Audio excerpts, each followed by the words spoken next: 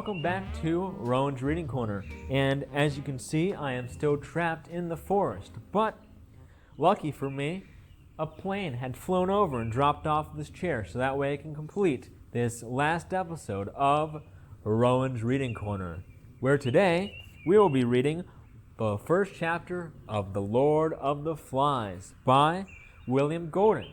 Now let's begin.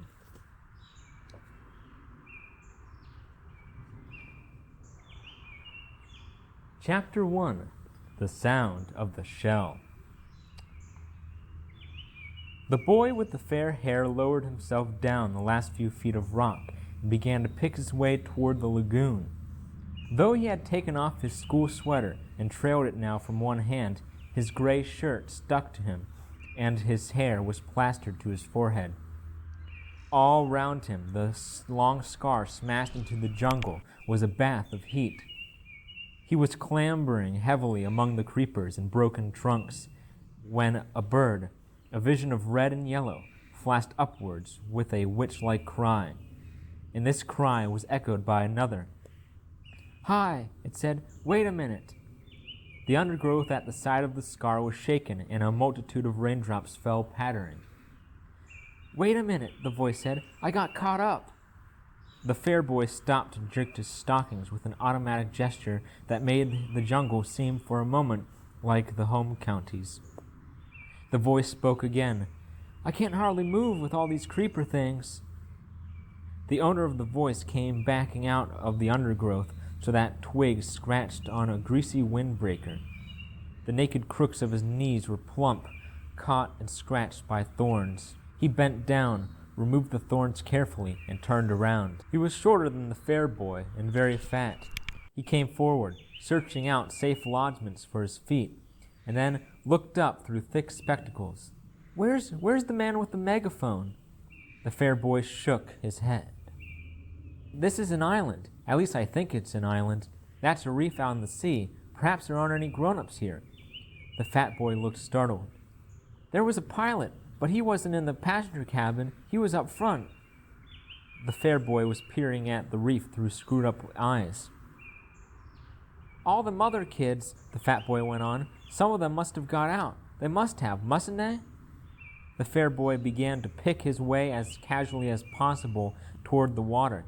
He tried to be offhand and not too obviously uninterested.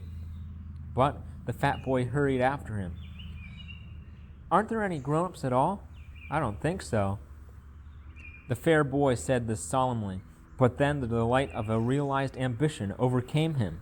In the middle of the scar, he stood on his head and grinned at the reversed fat boy. "No grown-ups." The fat boy thought for a moment. "That pilot—" The fair boy allowed his feet to come down and sat on the steamy earth. "He must have flown off after he dropped us. He couldn't land here, not in a place with wheels." "We was attacked." He'll be back all right." The fat boy shook his head. "When we was coming down, I looked through one of them windows. I saw the other part of the plane. There were flames coming out of it." He looked up and down the scar. "And this is what the cabin done." The fair boy reached out and touched the jagged end of a trunk. For a moment he looked interested. "What happened to it?" he asked. "Where's it got to now?" "That storm dragged it out to sea. It wasn't half dangerous with all them tree trunks falling. There must have been some kids still in it." He hesitated for a moment, then spoke again. "What's your name?" "Ralph." The fat boy waited to be asked his name in return, but this proffer of acquaintance was not made. The fair boy, called Ralph, smiled vaguely, stood up, and began to make his way once more toward the lagoon. The fat boy hung steadily at his shoulder. "I expect there's a lot more of us scattered about. You haven't seen any others, have you?" Ralph shook his head and increased his speed. Then he tripped over a branch and came down with a crash. The fat boy stood by him, breathing hard. "My auntie told me not to run," he explained, "on the account of my asthma." "Asthma?" "That's right, I can't catch my breath. I was the only boy in our school, is that a spelling mistake? I was the only boy in our school what had asthma." I was the only boy in our school that had asthma, said the fat boy with a touch of pride, and I've been wearing specs since I was 3.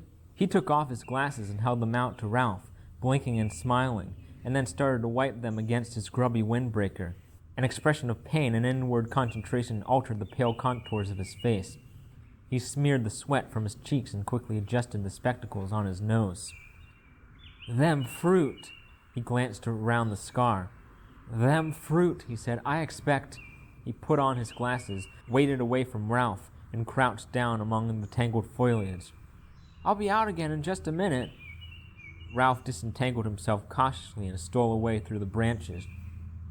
In a few seconds, the fat boy's grunts were behind him, and he was hurrying towards the screen that still lay between him and the lagoon. He climbed over a broken trunk and was out of the jungle. The shore was fledged with palm trees. These stood or leaned or reclined against the light, and their green feathers were 100 feet up in the air. The ground beneath them was a bank covered with coarse grass, torn everywhere by the upheavals of fallen trees, scattered with decaying coconuts and palm saplings. Behind this was the darkness of the forest proper and the open space of the scar. Ralph stood, one hand against a gray trunk, and screwed up his eyes against the shimmering water. Out there, perhaps a mile away, the white surf flinked on the coral reef, and beyond that the open sea was dark and blue. Within the irregular arc of coral, the lagoon was still on a mountain lake, blue of all shades and shadowy green and purple. The beach between the palm terrace and the water was a thick stick, endless apparently, for to Ralph's left this perspective of palm and beach and water drew to a point at infinity, and always most visible was the heat. He jumped down from the terrace, and the sand was thick over his black shoes, and the heat hit him. He became conscious of the weight of his clothes. He kicked his shoes off fiercely and ripped off each stocking with its elastic garter in a single movement. Then he leapt back on the terrace, pulled off his shirt, and stood there among the skull-like coconuts with green shadows from the palms and the forest sliding over his skin. He undid the snake clasps of his belt, lugged off his shorts and pants, and stood there naked, looking at the dazzling beach and the water. He was old enough, 12 years and a few months, to have lost the prominent tummy of childhood, and not yet old enough for adolescence to have made him awkward. You could see now that he might make a boxer, as far as width and heaviness of shoulders went, but there was a mildness about his mouth and eyes that proclaimed no devil. He patted the palm trunk softly, and, forced at last to believe in the reality of the island, laughed delightedly again and stood on his head. He turned neatly onto his feet, jumped down to the beach, knelt, and swept a double armful of sand into a pile against his chest. Then he sat back and looked at the water with bright, excited eyes. "Ralph!" The fat boy lowered himself over the terrace and sat down carefully, using the edge as a seat. "I'm sorry I've been such a time. Them fruit." He wiped his glasses and adjusted them on his button nose. The frame had made a deep pink V on the bridge. He looked critically at Ralph's golden body and then down at his own clothes. He laid a hand on the end of a zipper that extended down his chest. "My auntie." Then he opened the zipper with decision and pulled the whole windbreaker over his head. "There." Ralph looked at him sidelong and said nothing. "I expect we want to know all their names," said the fat boy, "and make a list. We ought to have a meeting." Ralph did not take the hint, so the fat boy was forced to continue. "I don't care what they call me," he said confidentially, "so long as they don't call me what they used to call me at school." Ralph was faintly interested. "What was that?" The fat boy glanced over his shoulder, then leaned toward Ralph. He whispered, "They used to call me Piggy." Ralph shrieked with laughter. He jumped up. "Piggy! Piggy! Ralph, please!" Piggy clasped his hands in apprehension. "I said I didn't want. Piggy! Piggy!" Ralph danced out into the hot air of the beach and then returned as a fighter plane with wings swept back and machine-gunned Piggy. "Xiao!" He dived in the sand at Piggy's feet and lay there laughing. "Piggy!" Piggy grinned reluctantly.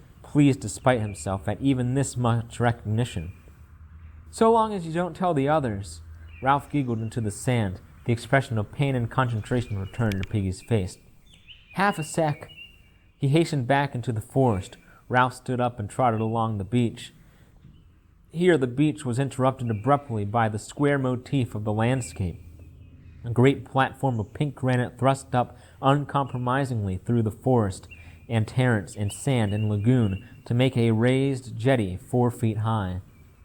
The top of this was covered with a thin layer of soil and coarse grass, and shaded with young palm trees. There was not enough soil from them to grow any height, and when they reached perhaps 20 feet, they fell and dried, forming a crisscross pattern of trunks, very convenient to sit on. The palm trees that still stood made a green roof, covered on the underside with a quivering tangle of reflections from the lagoon. Ralph hauled himself onto this platform, noticed the coolness and shade, shut one eye, and decided that the shadows on his body were really green. He picked his way to the seaward edge of the platform and stood looking down into the water. It was clear to the bottom and bright with the efflorescence of tropical weed and coral. A school of tiny glittering fish flicked hither and thither. Ralph spoke to himself, sounding the bass strings of delight. "Wizzo!" Beyond the platform there was more enchantment, some act of God, a typhoon perhaps, or the storm that had accompanied his own arrival, had banked sand inside the lagoon so that there was a long, deep pool in the beach with a high ledge of pink granite at the further end. Ralph had been deceived before now by the specious appearance of depth in a beach pool, and he approached this one preparing to be disappointed. But the island ran true to form, and the incredible pool, which clearly was only invaded by the sea at high tide, was so deep at one end as to be dark green. Ralph inspected the whole 30 yards carefully and then plunged in. The water was warmer than his blood, and he might have been swimming in a huge bath. Piggy appeared again, sat on the rocky ledge, and watched Ralph's green and white body enviously. "You can't half swim." "Piggy." Piggy took off his shoes and rocks, ranged them carefully on the ledge, and tested the water with one toe. "It's hot." "What did you expect?" "I didn't expect nothing. My auntie—" "Sucks to your auntie." Ralph did a surface dive and swam under the water with his eyes openly. The sandy edge of the pool loomed up like a hillside. He turned over, holding his nose, and a golden light danced and shattered just over his face. Piggy was looking determined and began to take off his shorts. Presently he was palely and fatly naked. He tiptoed down the sandy side of the pool and sat there up to his neck in water, smiling proudly at Ralph. "Aren't you going to swim?" Piggy shook his head. "I can't swim. I wasn't allowed. My asthma—" "Sucks to your asthma." Piggy bore this with a sort of humble patience. "You can't half swim well." Ralph paddled backwards down the slope, immersed his mouth and blew a jet of water into the air. Then he lifted his chin and spoke. "I could swim when I was 5. Daddy taught me. He's a commander in the Navy. When he gets leave, he'll come and rescue us. What's your father?" Piggy flushed suddenly. "My dad's dead," he said quickly, "and my mum." He took off his glasses and looked vainly for something with which to clean them. "I used to live with my auntie. She kept a candy store. I used to get ever so many candies, as much as I liked. When'll your dad rescue us?" "Soon as he can." Piggy rose, dripping from the water, and stood naked, cleaning his glasses with a sock. The only sound that reached them now through the heat of the morning was a long, grinding roar of the breakers on the reef. "How does he know we're here?" Ralph lolled in the water. Sleep enveloped him like the swathing mirages that were wrestling with the brilliance of the lagoon. "How does he know we're here?" "Because," Ralph thought, because. The roar from the reef became very distant. "They tell him at the airport." Piggy shook his head, put on his flashing glasses, and looked down at Ralph. "Not them. Didn't you hear what the pilot said about the atom bomb? They're all dead." Ralph pulled himself out of the water, stood facing Piggy, and considered this unusual problem. Piggy persisted. This is an island, isn't it? I climbed a rock, said Ralph slowly, and I think this is an island. Then they're all dead, said Piggy, and this is an island. Nobody don't know we're here. Your dad don't know. Nobody don't know. His lips quivered and the spectacles were dimmed with mist. We may stay here till we die. With that word, the heat seemed to increase till it became a threatening weight, and the lagoon attacked them with a blinding engulfance. Get my clothes, muttered Ralph. Along there. He trotted through the sand, enduring the sun's enmity, crossed the platform, and found his scattered clothes. To put on a gray shirt once more was strangely pleasing. Then he climbed the edge of the platform and sat in the green shade on a convenient trunk. Piggy hauled himself up, carrying most of his clothes under his arms. Then he sat carefully on a fallen trunk near the little cliff that fronted the lagoon, and the tangled reflections quivered over him. Presently he spoke. We gotta find the others. We gotta do something. Ralph said nothing. Here was a coral island, protected from the sun. Ignoring Piggy's ill-omened talk, he dreamed pleasantly. Piggy insisted. How many of us are there? Ralph came forward and stood by Piggy. I don't know. Here and there little breezes crept over the polished waters beneath the heat of haze. And these breezes reached the platform. The palm fronds would whisper so that the spots of blurred sunlight slid over their bodies and moved like bright winged things in the shade. Piggy looked up at Ralph. All the shadows on Ralph's face were reversed, green above, bright below from the lagoon. A blur of sunlight was crawling across his hair. We gotta do something. Ralph looked through him. There at last was the imagined but never fully realized place leaping into real life. Ralph's lips parted in a delighted smile, and Piggy, taking this smile to himself as a mark of recognition, laughed with pleasure. If it really is an island, what's that? Ralph had stopped smiling and was pointing into the lagoon. Something creamy lay among the ferns. A stone? No, a shell. Suddenly Piggy was abubble with decorous excitement. Sure right, it's a shell. I had seen one like that before, on someone's back wall. A conch, he called it. He used to blow it, and then his mom would come. Ever so valuable. Near to Ralph's elbow, a palm sapling leaned out over the lagoon. Indeed, the weight was already pulling a lump from the poor soil, and soon it would fall. He tore out the stem and began to poke about in the water, while the brilliant fish flicked away on this side and that. Piggy leaned dangerously. Careful, you'll break it. Shut up. Ralph spoke absently. The shell was interesting and pretty, and a worthy plaything, but the vivid phantoms of his daydream still interposed between him and Piggy, who in this context was an irrelevance.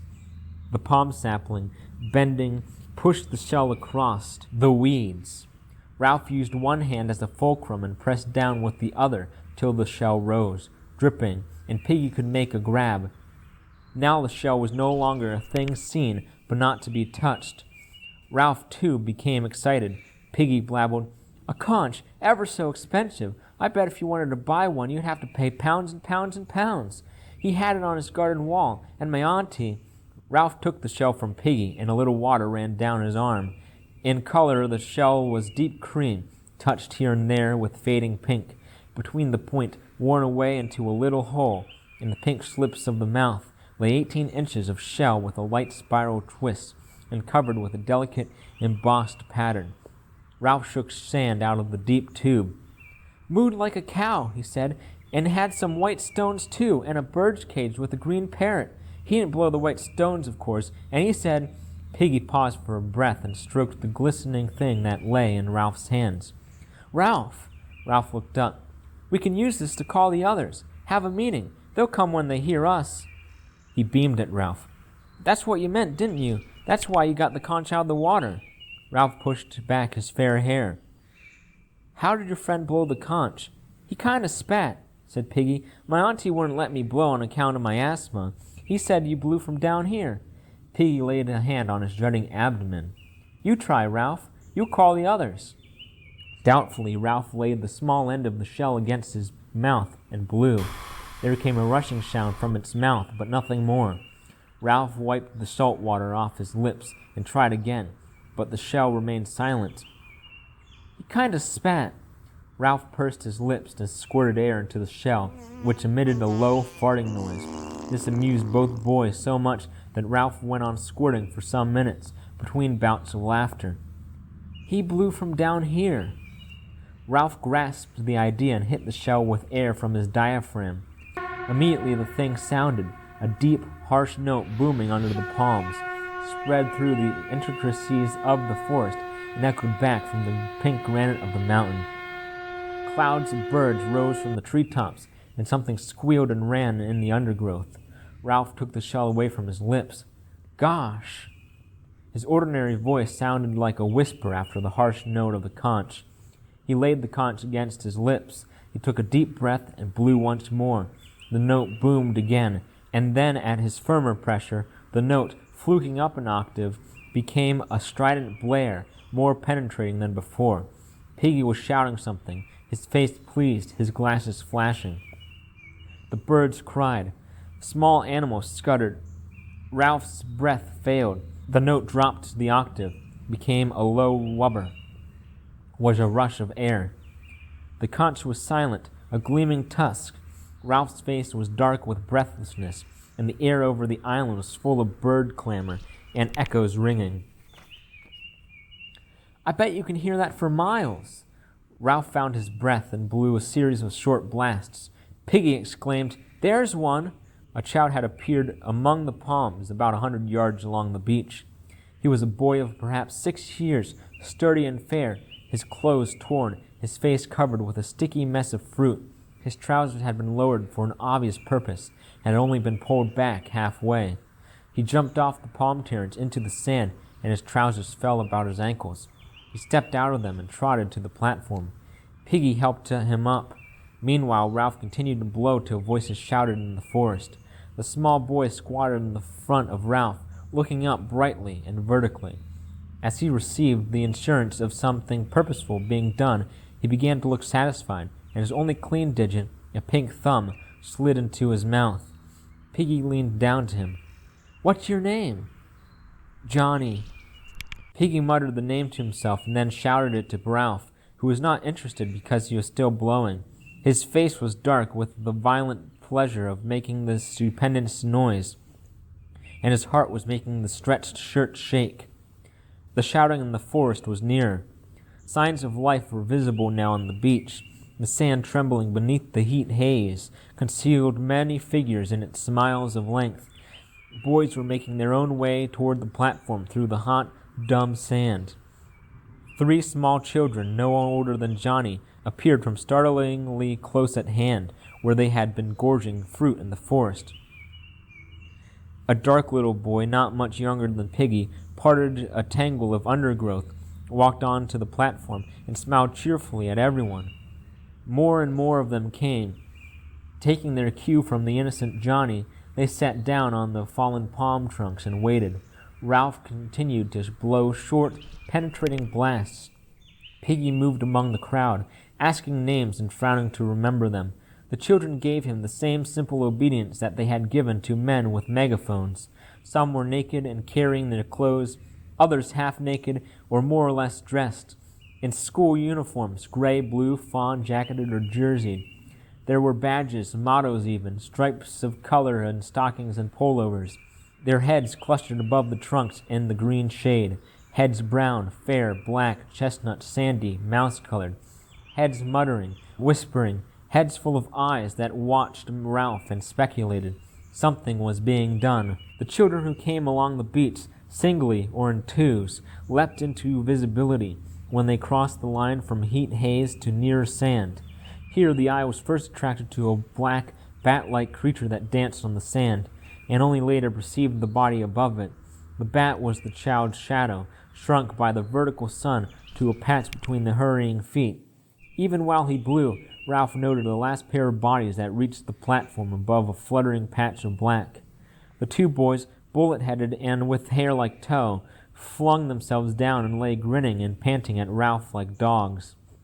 They were twins, and I was shocked and incredulous at such cheery duplication. They breathed together, they grinned together, they were chunky and vital. They raised wet lips at Ralph, for they seemed provided with not quite enough skin, so that their profiles were blurred and their mouths pulled open. Piggy bent his flashing glasses to them and could be heard between the blasts, repeating their names. Sam, Eric, Sam, Eric. Then he got muddled. The twins shook their heads and pointed at each other, and the crowd laughed. At last Ralph ceased to blow and sat there, the conch trailing from one hand, his head bowed on his knees. As the echoes died away, so did the laughter, and there was a silence. With the diamond haze of the beach, something dark was fumbling along. Ralph saw it first, and watched till the intentness of his gaze drew all eyes that way. Then the creature stepped from the mirage onto clear sand, and they saw that the darkness was not all shadow, but mostly clothing. The creature was a party of boys, marching approximately in step, in two parallel lines, and dressed in strangely eccentric clothing, shorts, shirts, and different garments they carried in their hands. But each boy wore a square black cap with a silver badge on it. Their bodies, from throat to ankle, were hidden by black cloaks, which bore a long silver cross on the left breast, and each neck was finished off with a ham-bone frill. In the heat of the tropics, the descent, the search for food, and now the sweaty march along the blazing beach had given them the complexions of newly washed plums. The boy who controlled them was dressed in the same way, though his cap badge was golden. When his party was about 10 yards from the platform, he shouted an order and they halted, gasping, sweating, swaying in the fierce light. The boy himself came forward, vaulted onto the platform with his cloak flying, and peered into what to him was almost complete darkness. "Where's the man with the trumpet?" Ralph, sensing his sun-blindness, answered him. "There's no man with a trumpet, only me." The boy came close and peered down at Ralph, screwing up his face as he did so. What he saw of the fair-haired boy with the creamy shell on his knees did not seem to satisfy him. He turned quickly, his black cloak encircling. "Isn't there a ship, then?" Inside the floating cloak he was tall, thin, and bony, and his hair was red beneath the black cap. His face was crumpled and freckled and ugly without silliness. Out of his face stared two light blue eyes, frustrated now, and turning or ready to turn to anger. "Isn't there a man here?" Ralph spoke to his back. "No, we're having a meeting. Come and join us." The group of cloaked boys began to scatter from the clothesline. The tall boy shouted at them, "Choir, stand still!" Wearily obedient, the choir huddled into line and stood there, swaying in the sun. Nonetheless, some began to protest faintly. "But Merridew, please Merridew, we can't." Then one of the boys flopped on his face in the sand, and the line broke up. They heaved the fallen boy to the platform and let him lie. Merridew, his eyes staring, made the best of a bad job. "All right then, sit down, let him alone." But Merridew."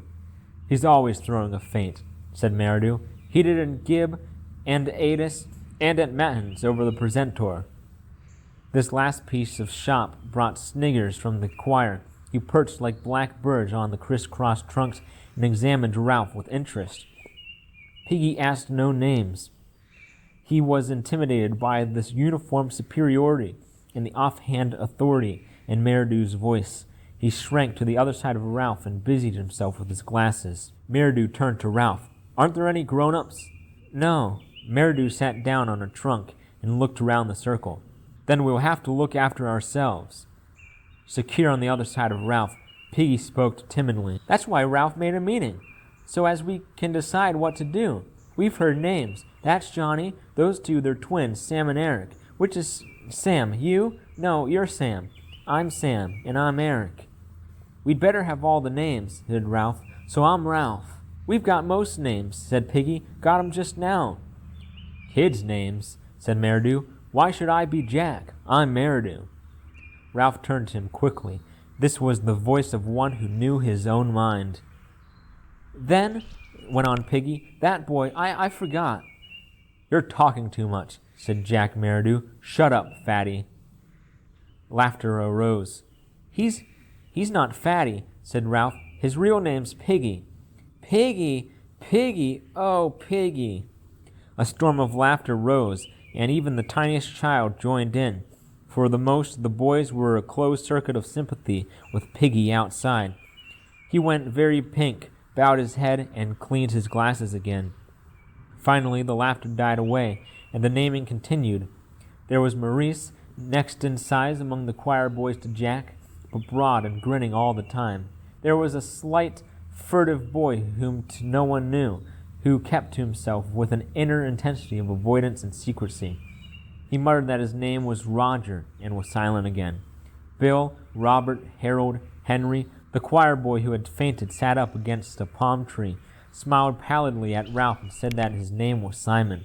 Jack spoke. "We've got to decide about being rescued."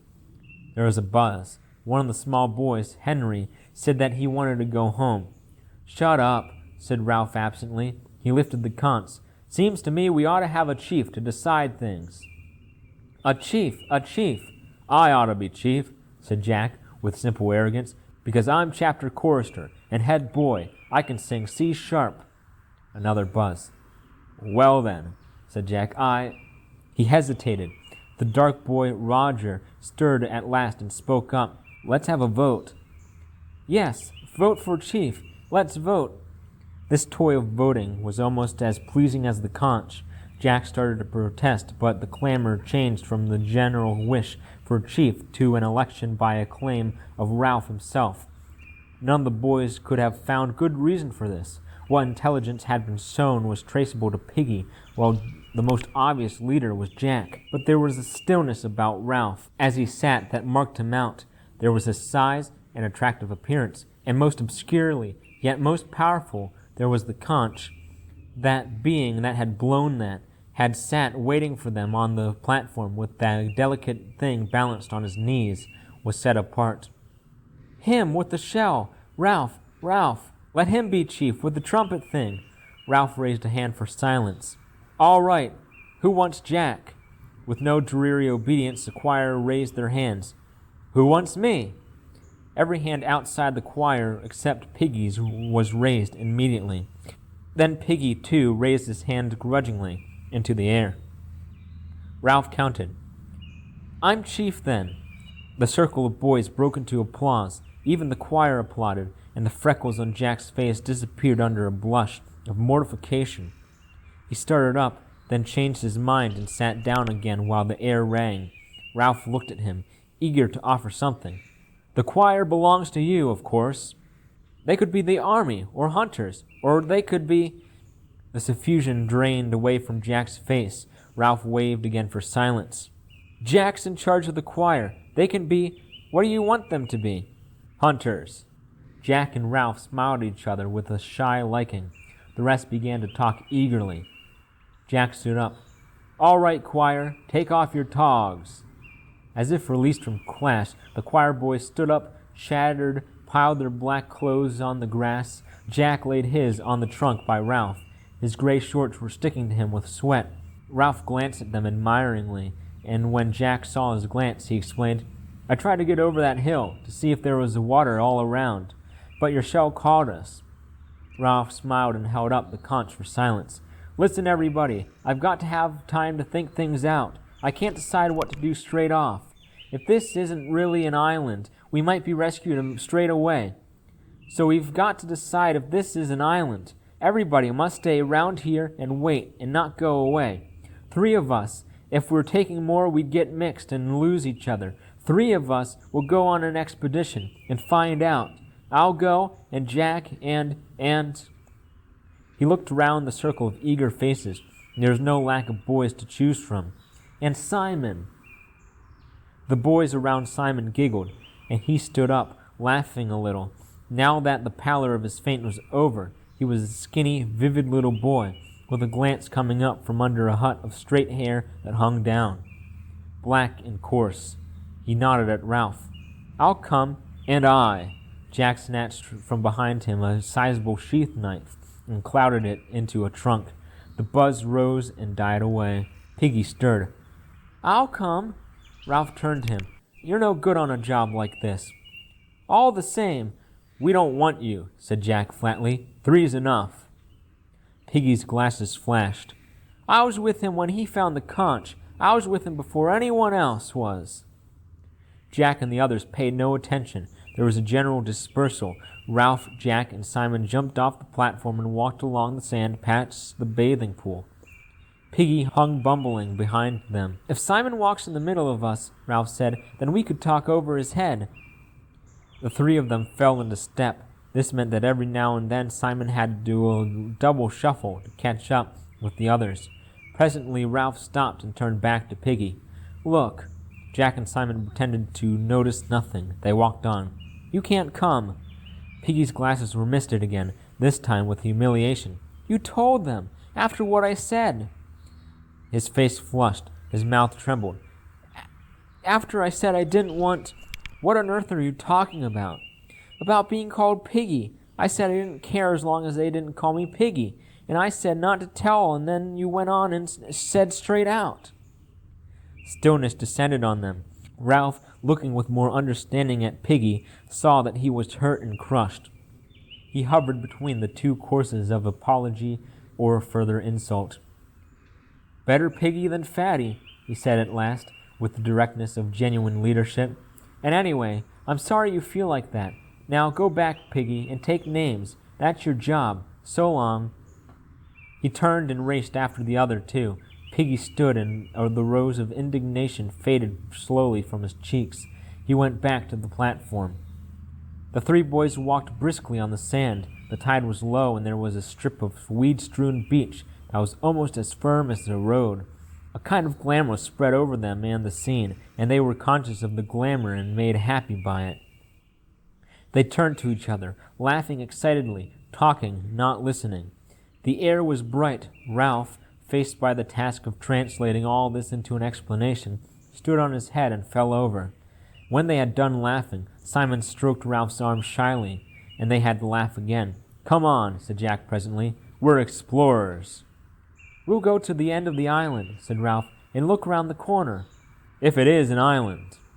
Now toward the end of the afternoon the mirages were settling a little. They found the end of the island, quite distinct, and not magicked out of shape or sense. There was a jumble of the unusual squareness, with one great block sitting out in the lagoon. Seabirds were nesting there.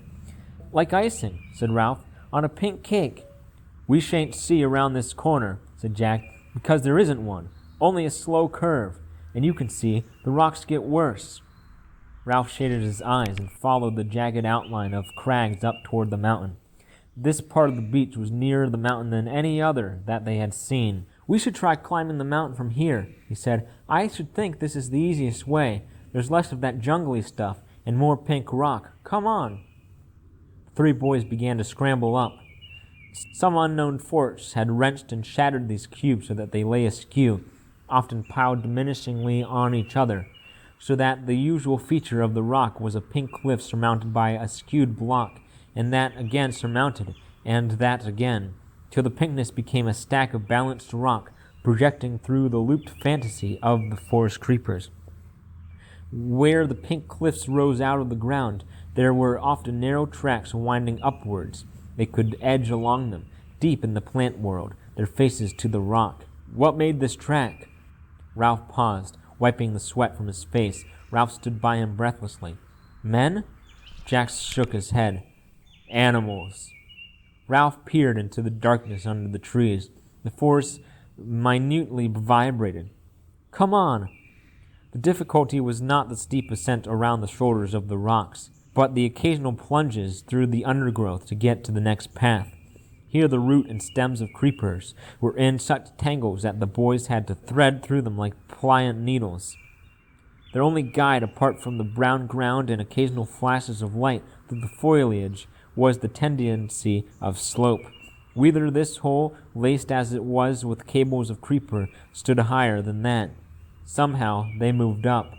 Immured in these tangles at perhaps their most difficult moment, Ralph turned with a shining eye to the others. Wacko! Wizard! Smashing! The cause of their pleasure was not obvious. All three were hot, dirty, and exhausted. Ralph was badly scratched. The creepers were thick as their thighs, and left little but tunnels for further penetration. Ralph shouted experimentally, and they listened to the muted echoes. "This is real exploring," said Jack. "I bet nobody's been here before." "We ought to draw a map," said Ralph, "only we haven't any paper." "We can make scratches on bark," said Simon, "and rub black stuff in." Again the solemn communion of shining eyes in the gloom. Wacko! Wizard! There was no place for standing on one's head. This time Ralph expressed the intensity of his emotion by pretending to knock Simon down, and soon they were a happy, heaving pile in the underdusk. When they had fallen apart, Ralph spoke first. "Gotta get on." The pink granite of the next cliff was further back from the creepers and trees so that they could trot up the path. This again led to more open forest so that they had a glimpse of the spread sea. With openness came the sun, and it dried the sweat that had soaked their clothes in the dark, damp heat. At last the way to the top looked like a scramble over pink rock, with no more plunging through darkness. The boys chose their way through defiles and over heaps of sharp stone. "Look! Look!" High over this end of the island the shattered rocks lifted up their stacks and chimneys. This one, against which Jack leaned, moved with a grating sound when they pushed. "Come on!" But not come on to the top. The assault on the summit must wait while the three boys accepted this challenge. The rock was as heavy as a small motor car. Heave! Sway back and forth. Catch the rhythm. Heave! Heave! Increase the swing of the pendulum. Increase, increase. Come up and bear against that point of furthest balance. Increase, increase. Heave! The great rock loitered, posed on one toe, decided not to return, moved through the air, fell, struck, turned over, leapt droning through the air and smashed a deep hole in the canopy of the forest. Echoes like birds flew, white and pink dust floated. The forest further down shook as with the passage of an enraged monster. And then the island was still. Wacko! Like a bomb! Weow! Not for 5 minutes could they drag themselves away from this triumph, but they left at last. The way to the top was easy after that. As they reached the last stretch, Ralph stopped. Golly! They were on the lip of a circular hollow in the side of the mountain. This was filled with a blue flower, a rock plant of some sort, and the overflow hung down the vent and spilled lavishly among the canopy of the forest.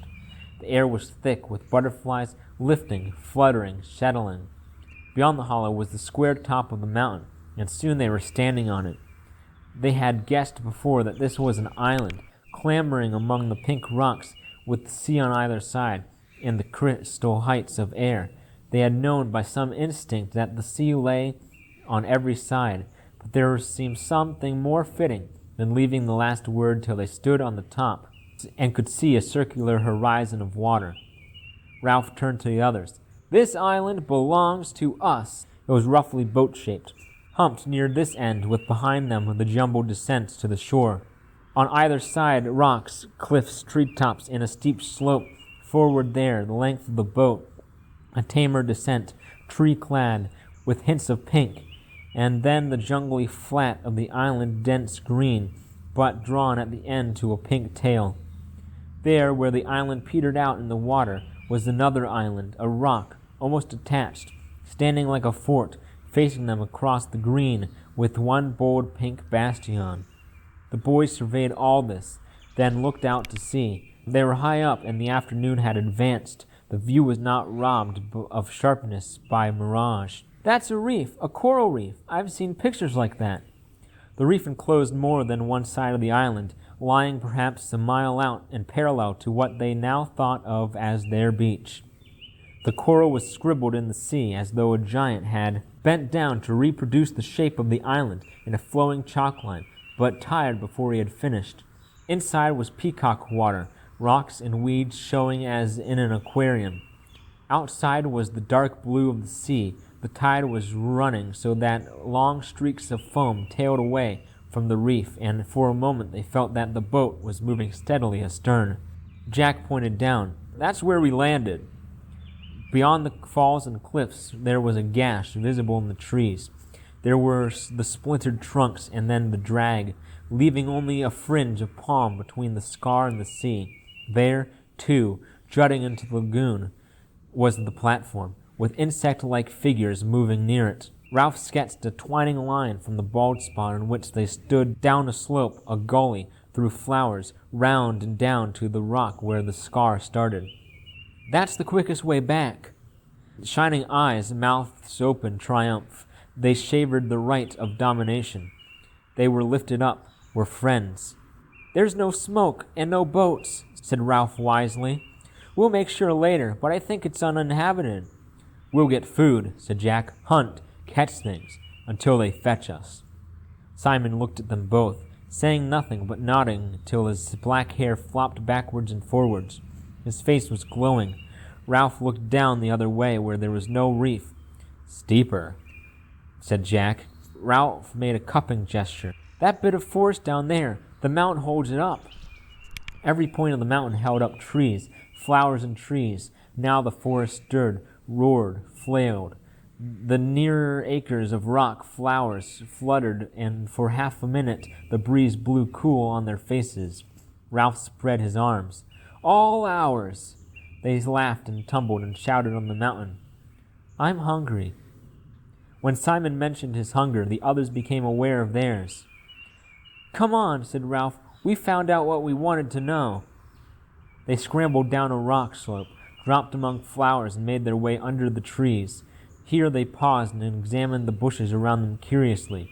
Simon spoke first. "Like candles, candle bushes, candle buds." The bushes were dark evergreen and aromatic, and the many buds were waxen green and folded up against the light.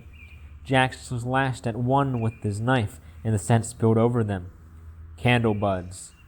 "You couldn't light them," said Ralph. "They just look like candles." "Green candles," said Jack contemptuously. "We can't eat them. Come on." They were in the beginnings of the thick forest, plonking with weary feet on the track, when they heard the noises, squeakings, and the hard strike of hooves on a path. As they pushed forward, the squeaking increased till it became a frenzy. They found a piglet caught in a curtain of creepers, throwing itself in the elastic traces in all the madness of extreme terror. Its voice was thin, needle-sharp, and insistent. The three boys rushed forward, and Jack drew his knife again with a flourish. He raised his arm in the air. There came a pause, a hiatus. The pig continued to scream, and the creepers to jerk, and the blade continued to flash at the end of a bony arm. The pause was only long enough for them to understand what the enormity of the downward stroke would be. Then the piglet tore loose from the creepers and scurried into the undergrowth. They were left looking at each other in the place of terror.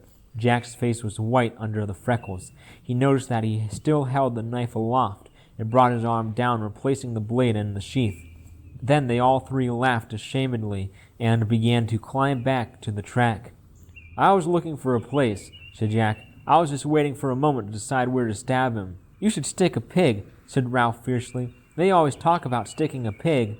"You cut the pig's throat to let the blood out," said Jack. "Otherwise you can't eat the meat." "Why didn't you?" They knew very well why he hadn't. Because of the enormity of the knife descending and cutting into living flesh. Because of the unbearable blood. "I was going to," said Jack. He was ahead of them, and they could not see his face. "I was choosing a place. Next time." He snatched his knife out of the sheath and slammed it into a tree trunk. Next time there would be no mercy. He looked around fiercely, daring them to contradict. Then they broke out into the sunlight, and for a while they were busy finding and devouring food as they moved down the scar toward the platform and the meeting. And that was the first chapter of Lord of the Flies by William Golding.